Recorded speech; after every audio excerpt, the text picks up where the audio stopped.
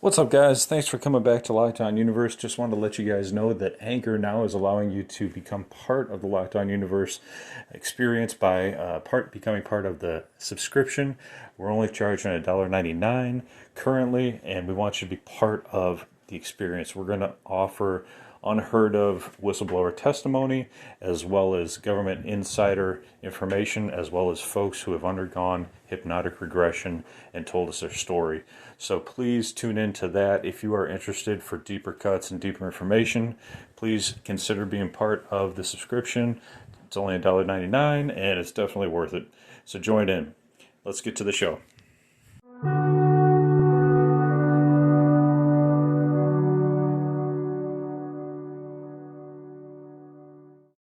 What up, what up, what up? Welcome back to Lockdown Universe, home of the bizarre, peculiar, and unheard of stories of UFO legend and lore. Welcome back, welcome back, welcome back. Happy to be back. Now, tonight I have a really, really interesting story. This story combines multiple different races of ETs on the same ship during an abduction. This abduction comes to us from Aliens Revealed, and it's an article that talks about a man and a woman from Nebraska, I believe. Here, we'll pull it up here. It's Chris Jenkins and his wife from Omaha, Nebraska, and the abduction happened in 2007. So they both worked at an AT&T call center, and they came home and were getting ready to go to bed when all of a sudden a few grays materialized through his wall and they abduct him. Now, what's really fascinating about the fact that they walked through his wall was the fact that he was not on the ground level, but they walked through a wall where if you were to walk through that wall, on the other side of it would be 5 stories falling to your death. There was nothing out there. He lived in an apartment building on the 5th floor. So they abducted him, and he woke up several times during the abduction on the way to the ship. So what they did is they abducted him, brought him to this ship in the middle of a forest, and his wife, and they single-filed walked up towards this glowing orb. And he couldn't quite see it. It was glowing, and it was undulating, and he was able to get into the craft, and then he blacked out. But while these Greys were trying to abduct him, he was able to talk to them audibly, and they would respond telepathically. And he asked them, he said, "How are you guys able to do this?" And the Greys responded telepathically, "How do we do what?" And Jenkins replied, "How are you guys able to knock us unconscious? Or no, to walk through walls, I apologize. How are you able to walk through walls?" And they stated that we're able to utilize our technology to separate the atoms so that there's space in between the atoms, and we're able to walk through the walls. Super, super fascinating, right? I mean, it doesn't get any better than that. We get verified information of how they're actually able to do this. So they actually state that they're able to increase the distance between the electrons and the nucleus of the atom, and this allows us to pass through solid objects. And then he blacked out. But what comes up next is far more interesting, right? So what happens next is they go into that single file line, they go up into the ship, he blacks out. Next thing he remembers, he's in a room with a Gray, and he's got his hand in the Gray's hand, and the Gray is holding his hand. So he won't freak out, apparently. So he starts to freak out. The Gray calms him down instantly, says to be calm. He instantly becomes calm. They have this telepathic methodology of relaxing abductees when they get abducted so that they're calm, so we don't freak out. And so whether that's technology, whether they're manipulating brainwaves, who knows, but they're able to do it. So when he looked down at the Gray's hand, he was able to see that the Gray had 3 fingers and 1 thumb. So that's one difference between humans and the Grays. He noticed that they were standard Gray, about 3.5 feet tall. But while he was there waiting, all of a sudden came another Gray running up to the table where he was sitting. And behind him came into the room a very tall, large, white alien. Now, this alien looked very similar to humans, but he was very tall. Jenkins couldn't put an estimate on him. He said he was very tall, and Jenkins is 6'2", and he said he was much taller than him. So we got to think this guy's at least 8-9 feet tall, right? Maybe even higher. So this guy walks into the room. He walks in with a commanding presence. He looks at Jenkins. Jenkins replies that he appears like he's looking right through him, that he's looking into his soul and looking right through him, in an almost disappointed fashion. He states that this tall white has an entire white, pale white face, pale white clothing, and pale white hair. And he looks at Jenkins like he's almost inferior. That's the feeling that this tall white was giving off, that Jenkins said it was like looking at your great-great-great-grandfather and them looking back at you and kind of being a little bit disappointed in kind of where you turned out and what they turned out of their genetic line. So he didn't say that they were genetically connected, but that was the feeling that he got. So this tall white also had scaled armor on him, almost as if he were cloaked in a knight's outfit, from the medieval times. So the room that Jenkins was in was made of stone and metal, which is interesting because most other abductions, they're only metal rooms. This had stone and metal. The tall white also had blue eyes, so that's really interesting. He also had steam coming from the back of his neck. He had some sort of device around the back of his neck, and Jenkins stated that there was some sort of steam coming from the back of his neck. And he walked out. So now Jenkins is in the room with the two grays, the one gray leaves, and he walks out with the other gray. Now this is where it gets even more interesting. You think on this ship there would only be gray aliens and the tall whites. However, they went outside, walked into the hallway, took a right. Guess who they run into? A 6-foot-tall praying mantis. Now this mantis looked just like a mantis, had 4 arms, had the 4 arms that were curled forward, right? Just like a praying mantis.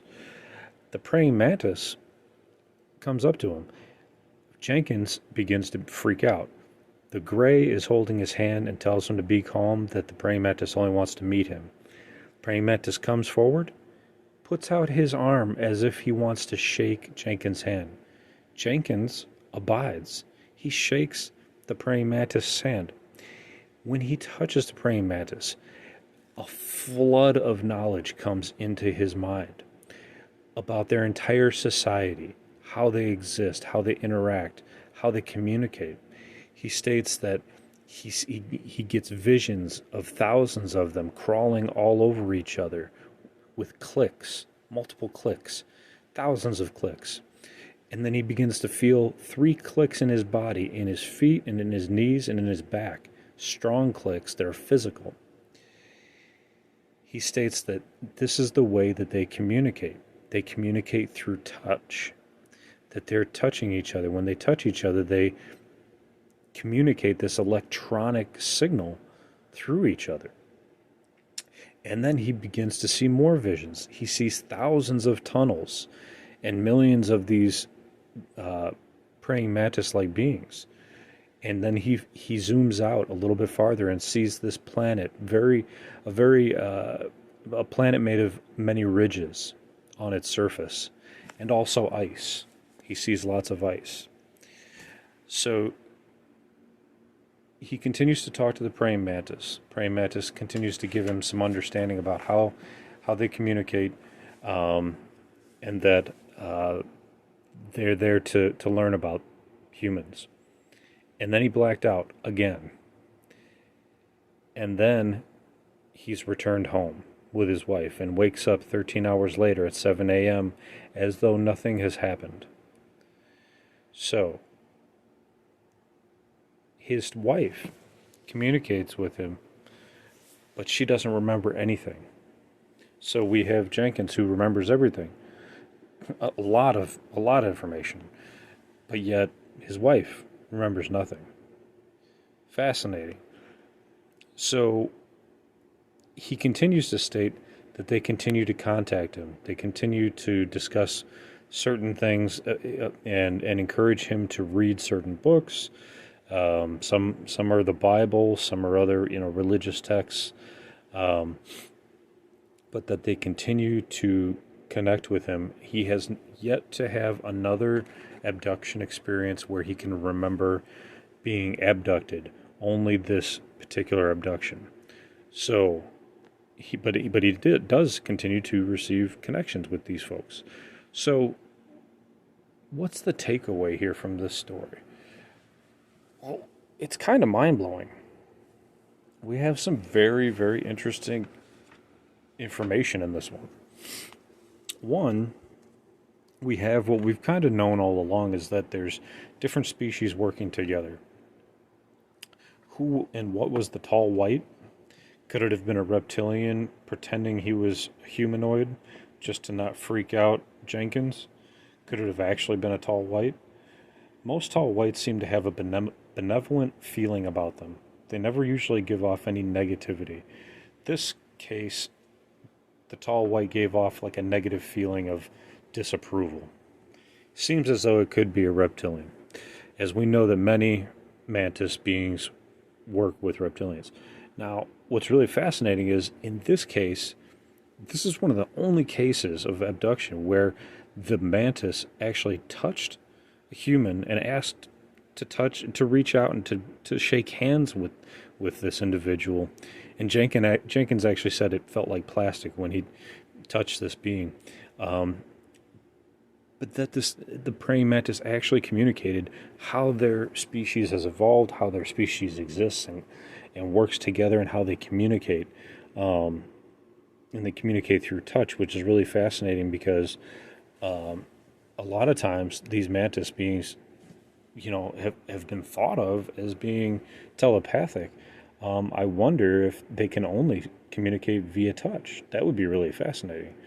I don't know. But that's how they did it here. And almost every other alien communicates via telepathy. So it's really fascinating. I don't know enough about the insect world and how they communicate. I know there's a lot of hive mind insects on the planet Earth, especially bees and ants and those kind of things. So I'm not familiar with praying mantises and how they communicate, but we know that the female rips off the head after they're done procreating, so there's that. A lot of times anyway. So we learned that there's millions of these beings on another planet, that there's thousands of tunnels that they exist in, that they crawl all over each other in their society, that they communicate via touch, that they exist on an ice and very ridged planet. There's lots of ridges in the planet that Jenkins saw, and that they communicate via touch. So, and they can send visions, right, through touch. I mean, that's fascinating. We can't do that. We can't shake hands and communicate visions that I'm aware of. I mean, I can't do that, and I don't know anybody that can. Maybe there's some of these high-tech remote viewers and, highly capable, psychics that can do that, but I don't know as if very many humans are at that point yet. So we're learning more and more about how the mantis species can communicate. We're learning more and more that they do seem to take on a leadership role. Who was the leader on this ship? Was it the tall white, whatever it was? Was it the leader? Because it had a disapproving opinion of poor Jenkins. He's just a customer service rep. He's not he's not the president. He's not a military man. He's not, Albert Einstein. He's a guy that works at AT&T, right? So, kind of an average guy. And you can see the interview too. Just kind of an average guy. Yet they abducted him, they talked to him, and they transferred a lot of information about themselves to him. So it's really interesting. Very, very fascinating to me.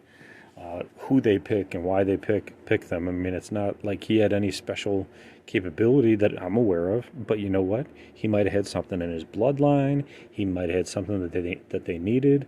I mean, out of all the people in the world, why would they abduct Jenkins?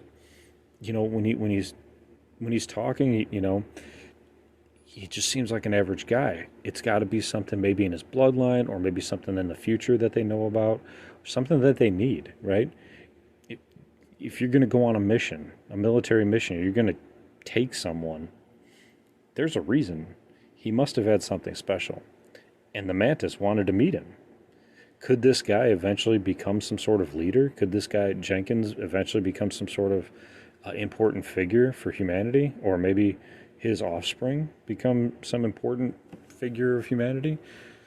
Or are they using his, DNA to create an offspring that they're going to use? It's really fascinating. There's a lot packed into this podcast and a lot packed into this story. And I know I keep these podcasts relatively short, but I like to keep them short. I like to keep them so that you guys have time to think about it, time to digest it, and time to move on. And I don't like to spend too much time, thinking about it. I pose a few questions for you guys to think about and kind of leave it at that. And I just give you guys the facts. So what do you think about this story? I think it's really fascinating.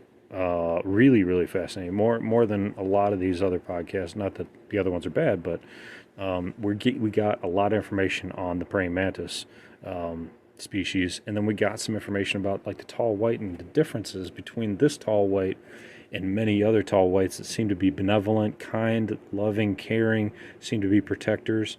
And that is the information that Jenkins also received on this abduction. He stated in the interview that the tall whites were the protectors of Earth, and that the grays were the communicators. Let me pull it up. They're watchers. So the grays are the watchers, and the whites were the protectors. So that is consistent with what we've heard in the past. Maybe it was just this one white that had kind of this disapproval towards Jenkins, but obviously they picked him for a reason. So there it is. Anyway, guys, I hope you enjoyed the podcast. I hope you're enjoying your evening and your weekend. I hope you're taking care of your physical, spiritual, emotional health, following through on your hobbies and your goals and your dreams. Do some meditation, do some walking, do something that's going to be good for yourself. Check out, those apps that are relaxing and calming. Check out the Calm app. I'm not getting paid by them, but I love that app. It's just so relaxing to me. Or look up some relaxing meditational YouTube videos. Lots of stuff out there to bring you into a more symbiotic state with where you need to be, a calming state, relaxed state. That's going to help you with staying in this mentality of reaching a higher ascension where we need to be, of love, peace, and kindness. So anyway, until next time, guys, take care of yourselves, continue to question universe out there, and Lockdown Universe is out.